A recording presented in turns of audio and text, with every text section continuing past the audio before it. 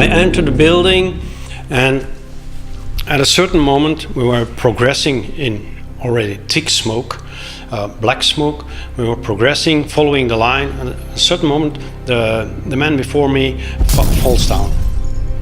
He comes towards me and he says, "I can't follow the line anymore. Something fell down on the line," and he saw there were little fires on the floor.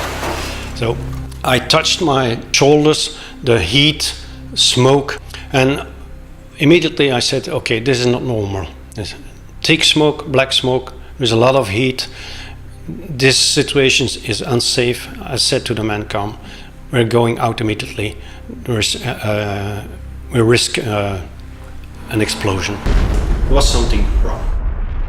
Anne Wieben, a fire officer in training, was also in the building when Albert and his colleague were asked to go in to replace Patrick and Hélène. We hear on the radio, officer in training yell, "I'm on fire, I've been hurt, it's hot." What saved her from the second flashover was that she saw an emergency exit sign above a staircase leading down to the basement.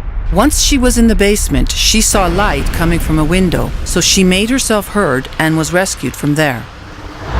At the moment of the flashover, there were 7 people inside. 5 got out, and at that time I knew there were still 2 people inside the building. Batzilier and Taquinière were now trapped, but apparently still alive, because the latter man outside heard them banging on the opposite wall of the building on the boarded windows. Op dat ogenblik is er wat wij noemen dus een flashover geweest, een lichte, laten we zeggen, instorting. En dus waarvan de beide brandweermannen en een collega stagiair officier, die dus gewond geweest is of geworden, en de 2 anderen zijn dus spijtig genoeg overleden. Taquinier was een heel sympathieke gast die in, hoe moet ik zeggen, voor iedereen in de wereld een formidabele collega, voor allemaal.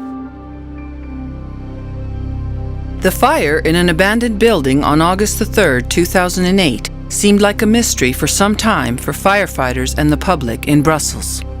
How was it possible that 2 very experienced firefighters, one of them a junior flashover instructor, could get caught in such a deadly trap in a seemingly routine operation?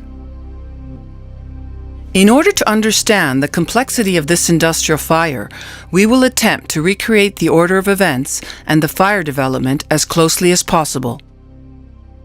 What the Brussels Fire Department saw when they first arrived was 2 abandoned buildings that were connected by an open walkway.